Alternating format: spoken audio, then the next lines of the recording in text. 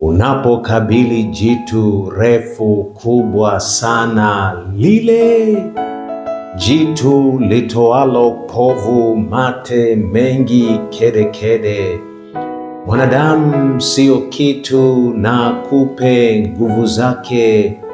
Tumaini lako nani unapokabili jitu parua parua na kufokafoka sana, latia hata kilema maisha kutiwa giza, laharibu na kuua, kudhoofisha kabisa. Tumaini lako nani unapokabili jitu? Majitu haya yatesa mtu kuwa kioja, yahitaji ushujaa kukabili hilo jeba. Wengi wamechanja mbuga, silaha chini kuweka. Tumaini lako nani unapokabili jitu? Ukivaa udaudi, Goliati hata simama, ndiposa jitu la Gathi hakika litaanguka. Bwana wetu wa majeshi, zake heshima na sifa. Tumaini lako nani unapokabili jitu za hofu? Jitu lako kubwa nini lile likusumbualo, linyimalo usingizi, hofu kutia mawazo, lapenyeza hofu kuchana yako roho?